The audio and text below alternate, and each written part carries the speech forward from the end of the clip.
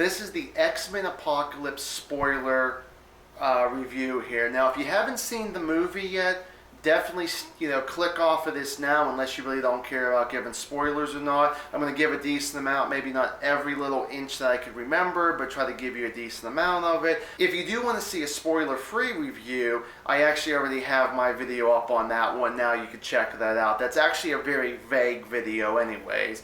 So let's get going here. So let's start off with Magneto. So Magneto is actually working as a still worker here. So what happens is that he actually, he's working there. It's the first time we see him, and the whistle goes off, and he goes home, and he actually has a wife and a daughter on this one. Now this movie that I should have said before actually takes place 10 years after Days of Future Past, when they show Charles and they show Magneto and everybody else. So the thing is that what happens is, like I said, he has his wife and daughter and all that, and he's actually singing a song to his daughter, and she's like, where'd you learn that song from? And it's like, from my parents, and my parents learned it from their parents, and so on, so on, so on. And then whenever you're old enough to have your own children, you will sing that to them. So then the next day, he's back at work, and the thing is that there's a big earthquake thanks to Apocalypse. So what happens is, this molten lava in a cauldron actually almost falls on one of his workers, where he actually is able to use his powers, which he definitely did not want to do. And I thought, he's like looking around, and I'm thinking, like, did anybody see him do this? I don't think so, blah, blah, blah. How are they going to explain that or anything? So he goes back home, they have dinner and all that. Then all of a sudden, that him and Magneto and his wife, they're actually in their bedroom, and he gets a suitcase and he starts packing up and saying, I did something very terrible. I don't know if anybody saw me, but we just got to get out of here. Please get her a daughter. I can't remember what the daughter's name is or anything. So the wife and mother goes into the daughter's bedroom, cannot find her, thought maybe she was downstairs, doesn't know where she is. Maybe she was hiding. So all of a sudden that they both go outside, they start going into the woods, because they actually live like on a farm, I should mention there too. So they go out in the wood, and all of a sudden we got about maybe 7, 8 men, one or two people holding her daughter. And the thing is that it's cops, but they don't have their guns or their badges, but they have bow and arrows. So the whole thing is that one of the guys holds up a newspaper and said, "Are you this guy from 10 years ago? Are you this Magneto?" And it's like, you know what? Take me in, leave my family out of this. It's like, give me back my daughter, and I'll go in with you guys nice and quietly. Well, what happens is that the daughter goes up to Magneto. They kind of give him she kind of gives him a hug there and goes to Mom. Well, the police start taking him. Well, for whatever reason, the bow and arrows are still kind of pointed, at him or the wife and the daughter. And I'm like, okay, well, they can put down their weapons. He's going to go in peace. So that was kind of a little error. I thought, put down your weapons, guys. Put them. You don't have to set them on the ground, but set them down. You know what I mean? So the whole thing is on that is that the daughter gets upset. She actually got mutant powers, but it looks like she can summon whenever she's nervous. She can't control this. She starts summoning like bald eagles or anything. So they're starting to fly around, or vultures or whatever they might be. So what happens is one bird, and the birds are just trying to scare these guys away, it seems like. But what happens is one bird kind of must have just passed one of the guys and nicked him, who had one of his arrows up, and he lets it go on accident, and it goes right through the daughter, and it goes right into the wife. So of course Magneto's running over, and he's trying to hold him, and he starts crying. So all of a sudden he has a metal chain in his hand, and he starts whipping it around all these guys. It goes through all their necks, and they all fall down. It catches right back in his hand there, and it's blood, bloody and all that. And he's screaming up to God, "Is this what you want me to be? This is what you want me to be?"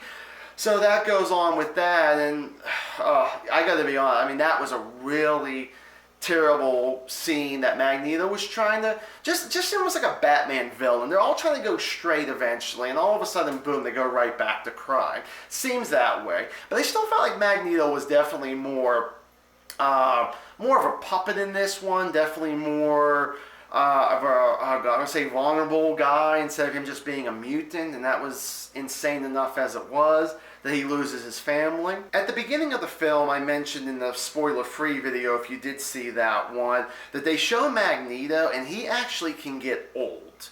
So the thing is, I guess he can't stay in one body long. And this almost reminded me of two different characters. Jason from Jason Goes to Hell, where he had to pretty much get thrown up in one body to another to survive. And then I thought about one of the worst comic book movies out there, since we are talking about another comic book movie, Ghost Rider 2, that was horrible in its own little way, where, you know, Satan couldn't stay in a single body too long either, so he had to keep jumping in body too. So I kind of thought about that. So in this one, they kind of did that. When they showed Apocalypse, I thought, oh, is this going to be Oscar Isaac? And it's like, no, it's somebody else. Oscar Isaac was actually kind of the next volunteer that was already laying on this stone bed or anything. And then Apocalypse actually has to go right beside him, pretty much, you know, laying a different stone bed. And all of a sudden, they start doing this ritual and all of a sudden.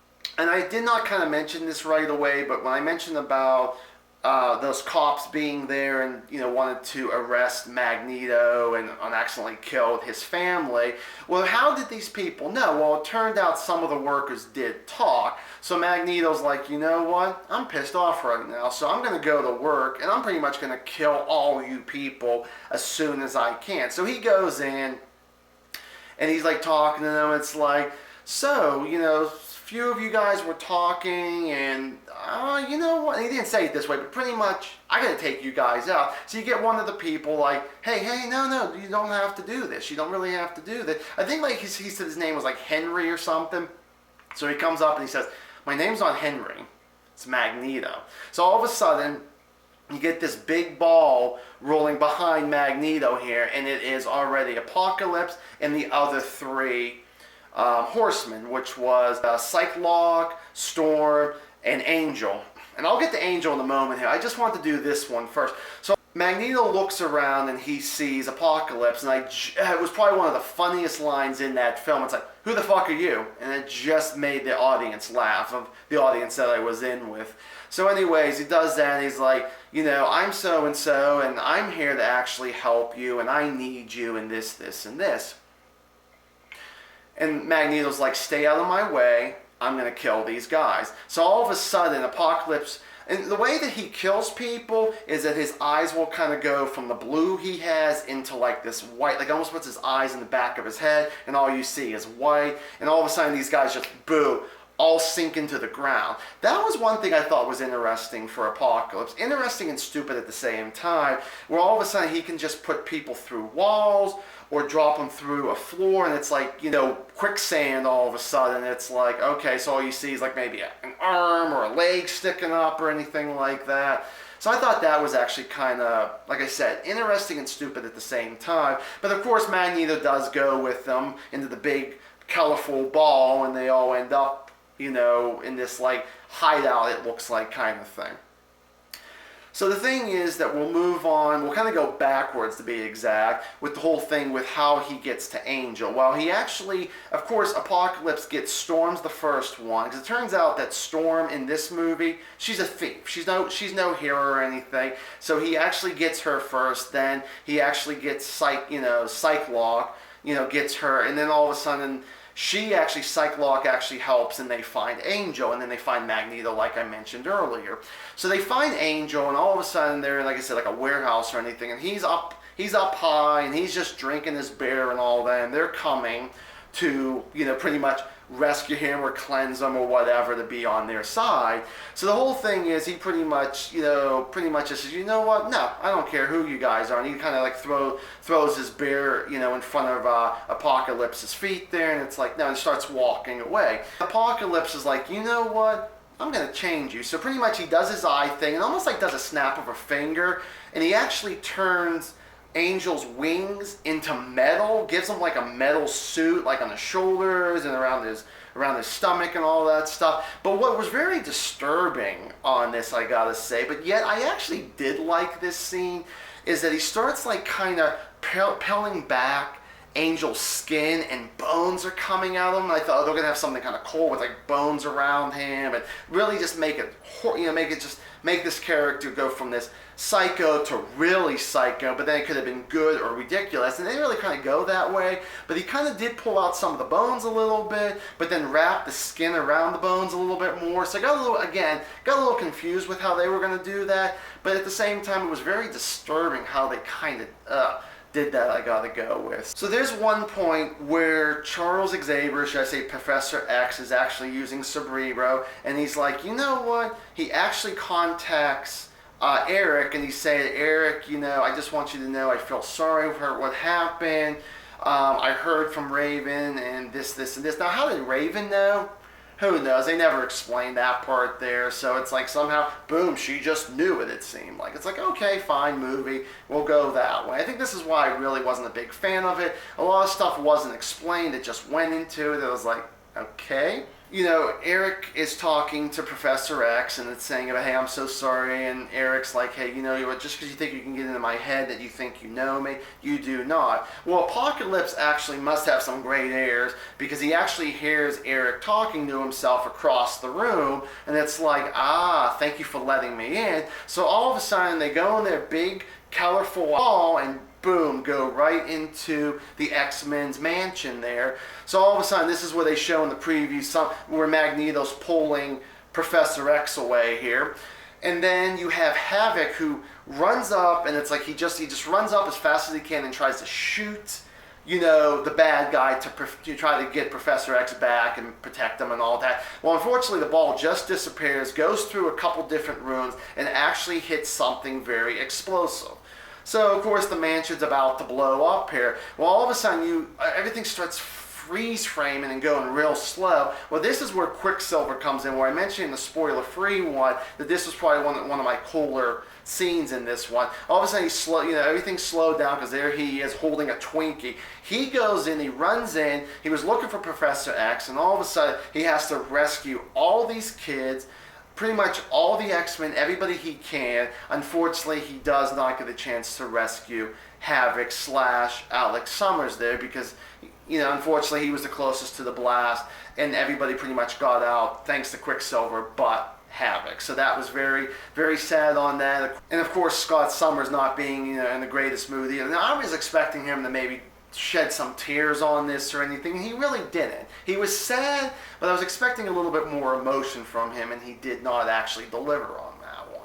After the mansion explodes and after Quicksilver saved everybody, a helicopter comes on down. A couple guys come out, about maybe 3-4 guys come out of this helicopter, and then all of a sudden someone else comes up. Now, these soldiers all have these guns. So all of a sudden, this other guy comes out, and Mystique actually recognizes him, and it was actually Stryker, William Stryker. So the thing is, you hear him say, fire, and all of a sudden these men start shooting this wave thing, like a wave gun or anything to knock them all down and all that. And he's like, I need you to take this person, this person, this person, this person, which was Beast, Marion McTaggart or something. She was actually from First Class.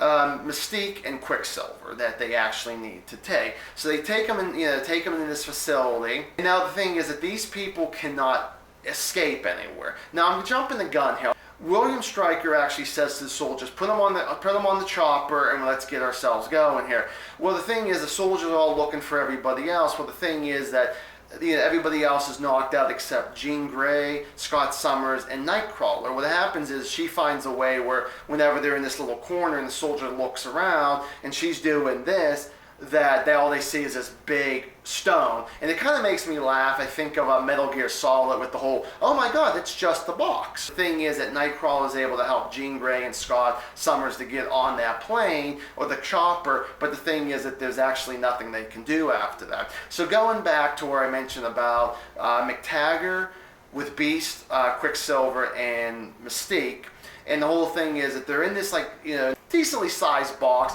but there's laser beams all around and they cannot escape, which I thought was very clever from Stryker's point of view on that one. So the thing is that you have Nightcrawler, Jean, and Scott that got to try to find the generator, shut that down, knock it out, whatever they got to do to really help their friends there. Well, whenever they actually do eventually find the generator, what happens is they actually get themselves caught on the camera, so they actually send a bunch of guys with guns to try to go kill them. Well, all of a sudden they actually hear they hear a noise in this cage, and they're like, is that an animal in there? No, I think it's a man. And it actually is Hugh Jackman Wolverine here. So he's about halfway through this film. So all of a sudden, the Jean Grey and Scott and Nightcrawler, they're all hiding behind the cage, and Jean Grey actually lifts up the bar to actually let him out. And all of a sudden, whenever he goes out, he pretty much just goes batshit crazy on these guys and starts killing everybody. But he actually has he has some kind of helmet on him, and of course he's got stuff on his body. And the thing is that maybe it's for his memory loss, I believe it was. Forgive me, I may not be the biggest comic book fan, so kind of comment below exactly what that was if you did see the movie and you're watching this too.